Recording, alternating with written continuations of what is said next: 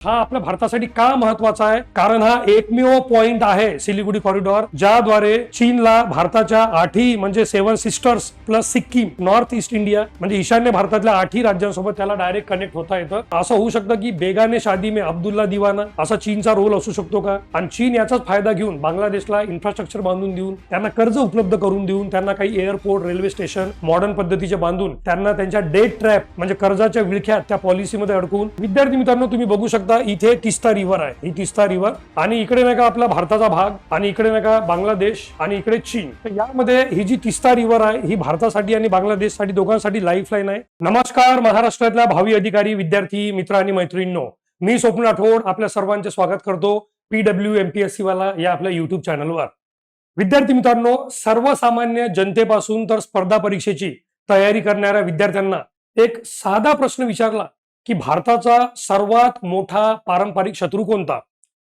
कोणताही सेकंड न गमवता 99% लोक उत्तर देतील पाकिस्तान. कारण ज्या प्रकारे पाकिस्तान सोबतची इमेज आणि सोशल मीडियावर इंडिया पाकिस्तान जे काही चालतं, त्यामुळे मॅक्झिमम लोकांचा आन्सर पाकिस्तान येणार. परंतु आंतरराष्ट्रीय संबंधाचा अभ्यास केला म्हणजे इंटरनॅशनल रिलेशन, फॉरेन डिप्लोमॅसी, आपल्याला लक्षात येईल की भारताचा सर्वात मोठा शत्रू खऱ्या अर्थाने म्हणजे एक आपण म्हणतो की 1 on 1 हा पाकिस्तान नसून चीन आहे. कारण पाकिस्तान अनेक क्षेत्रामध्ये आपली बरोबरी करू शकत नाही. अनेक म्हणजे काय, कोणत्याच क्षेत्रात पाकिस्तान आपली बरोबरी करू शकत नाही.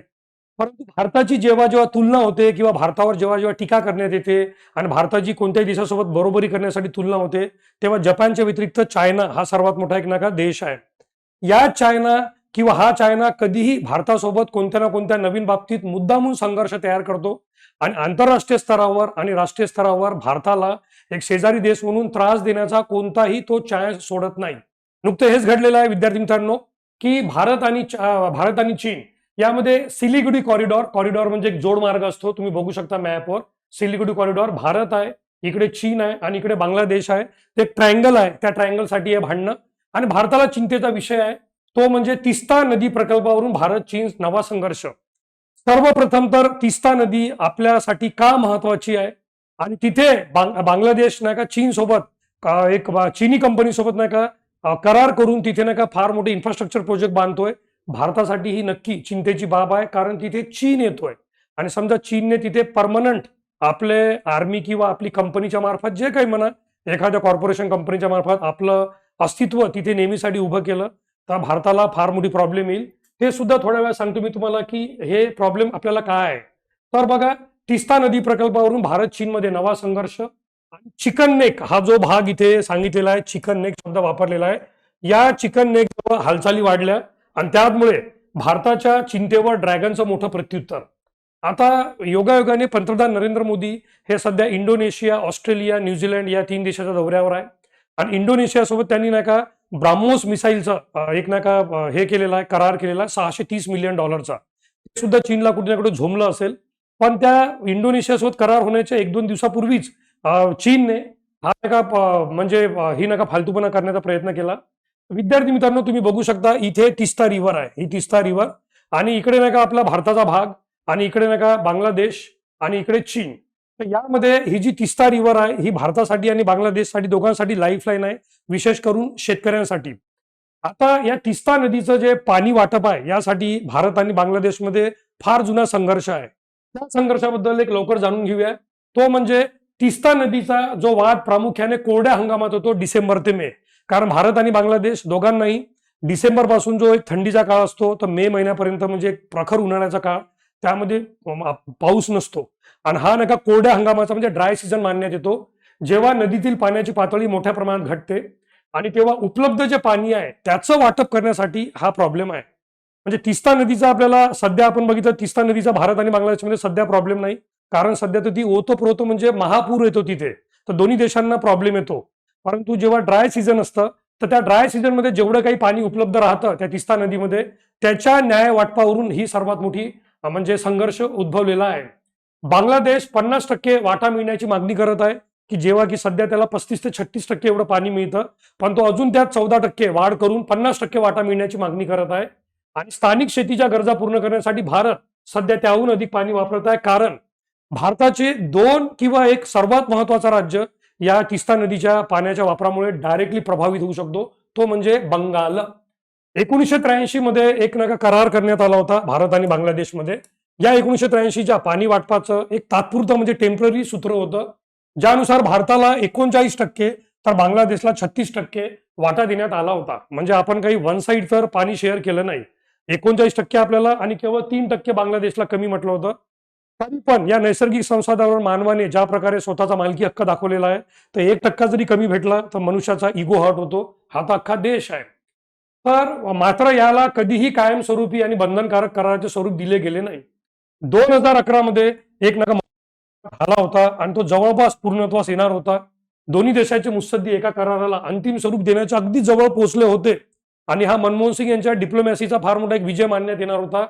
तर बांगलादेशला 37.5 आणि भारताला 42.5 टक्के पाणी वाटप देण्याचं ठरलं होतं आणि जवळपास हा करार फायनल होणार होता. परंतु त्यावेळेसच्या बंगालच्या मुख्यमंत्री ममता बॅनर्जी यांनी दर्शवलेल्या विरोधामुळे हा करार ऐनवेळी बाळगला. पश्चिम बंगालला फार गरज आहे तिस्ताच्या पाण्याची, कारण पश्चिम बंगालमधला शेतकरी वर्ग आणि अनेक इंडस्ट्री वगैरे यांना त्या पाण्याचा वापर अत्यावश्यक आहे. परंतु ममता बॅनर्जी यांनी त्यावेळेस नका जो विरोध केला तो आजही अनेक प्रमाणात नका अनेक तज्ज्ञांना सरप्राइझिंग आहे की भारताला 42.5% पाणी येत होतं, म्हणजे पश्चिम बंगालला जास्तच पाणी येणार त्यामध्ये, आणि बांगलादेशला त्या प्रमाणात आपण फक्त 1.5% तात्पुरत्या करारामध्ये ऍड करून दिलं होतं. भारताला 39%हून 42.5 आणि बांगलादेशला 36%हून फक्त 37.5 म्हणजे 37.5. तरी ममता बॅनर्जी यांनी विरोध केला. हे तर झालं तिस्ताचं. भारत आणि चीन या दोघांमध्ये ऑलरेडी कोणकोणते संघर्ष सुरू आहे तर ते बघा, की एक नका डोकलम मध्ये नका 2017 मध्ये फार मोठा वाद झाला होता आणि फारच जास्त नका ते म्हणजे आंतरराष्ट्रीय स्तरावर सुद्धा चर्चेला गेलं होतं डोकलम.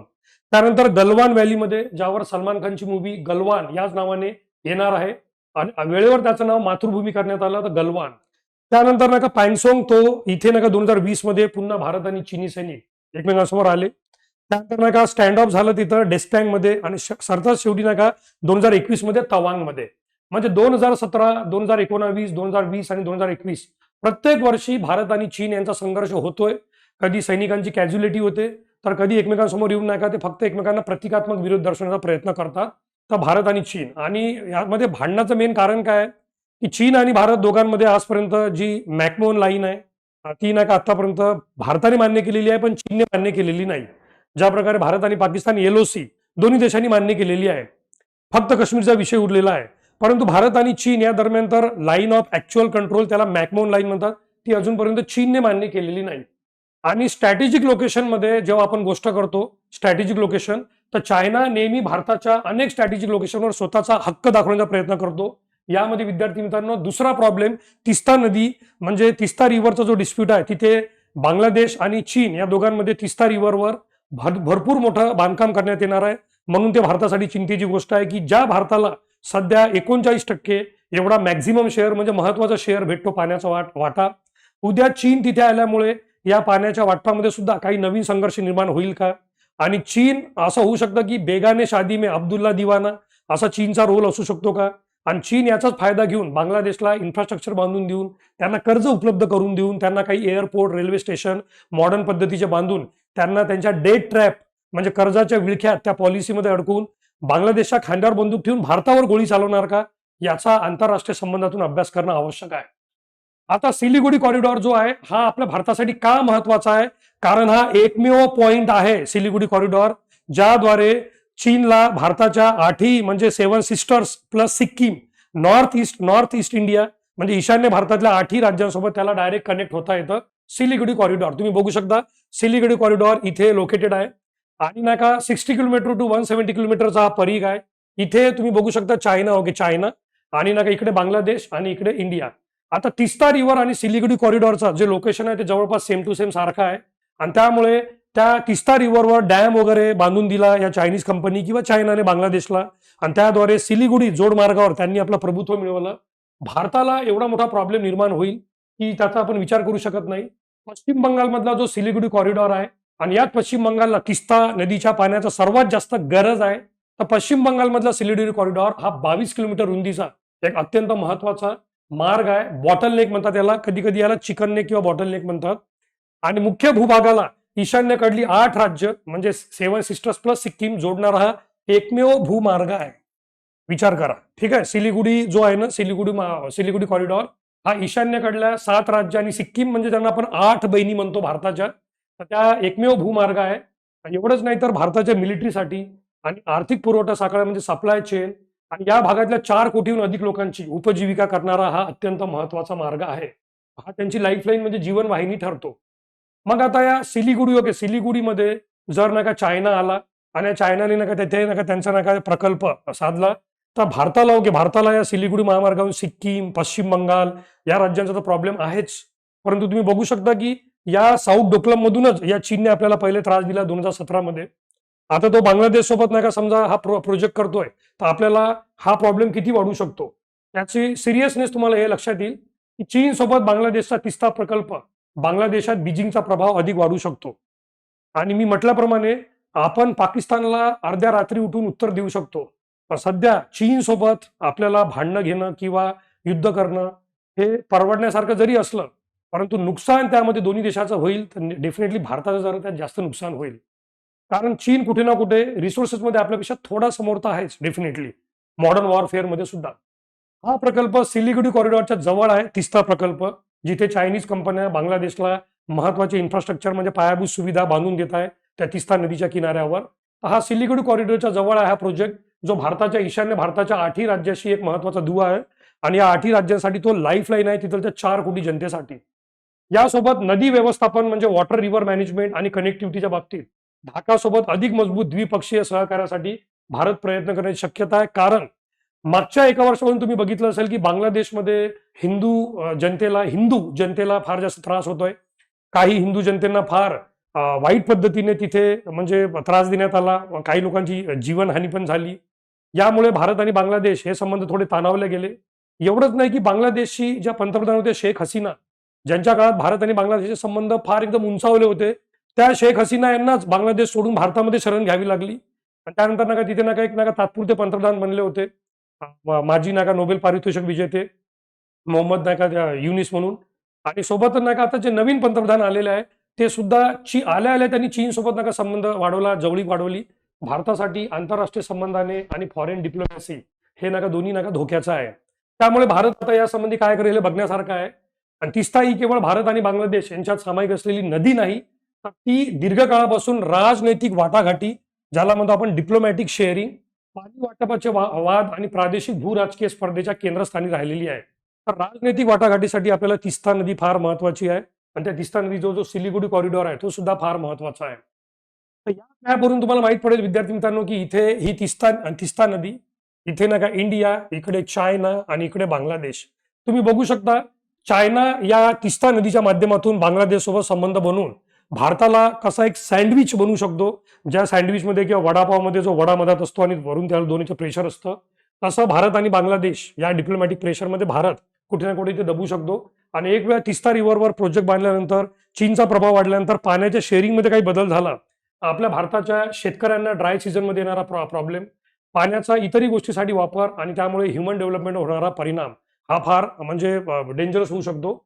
आता चीनला यामध्ये रस काय विद्यार्थी मित्रांनो, चीन एवढा इंटरेस्ट का घेतोय? कारण चीनला भारताला कोणत्या ना कोणत्या मार्गे त्रास देणं हे नेहमीच आवडतं.